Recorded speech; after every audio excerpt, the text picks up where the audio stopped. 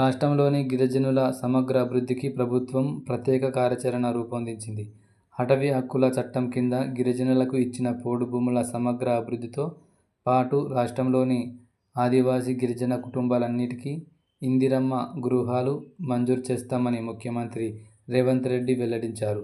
ST నిరుద్యోగ యువతకు రూ.1000 కోట్లతో రాజీవ్ యువ వికాసం కింద స్వయం ఉపాధి పథకాలు మంజూరు చేస్తామని తెలిపారు. సోమవారం ఇందిరా సౌర గిరిజల వికాసం ప్రారంభం సందర్భంగా రేవంత్ రెడ్డి నల్లమల డిక్లరేషన్ను ప్రకటించారు. రాష్ట్ర ప్రభుత్వం 2.30 లక్షల కుటుంబాలకు అటవీ హక్కుల చట్టం కింద 6.69 లక్షల ఎకరాల భూములపై పోడు హక్కులు కల్పించింది. ఈ భూములకు సాగునీటి వసతి లేకపోవడంతో సరైన ఉత్పాదకత ఉండటం లేదు. నల్లమల డిక్లరేషన్లో భాగంగా పోడు భూములకు 100% ప్రత్యేక గ్రాంటుతో నీటి వసతి కల్పించి ఉద్యాన పంటల సాగును ప్రోత్సహించాలని ప్రభుత్వం నిర్ణయించింది.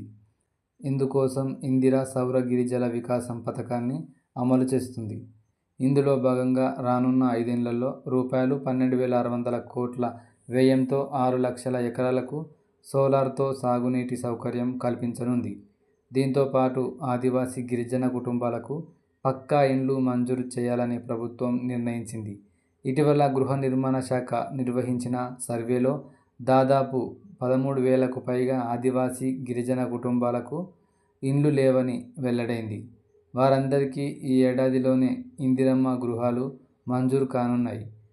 వారి గృహ నిర్మాణానికి కేంద్ర ప్రభుత్వం పీఎం జన్మన్ కింద అదనంగా రూ.1,20,000 ప్రత్యేక ఆర్థిక సహాయం అందనుంది.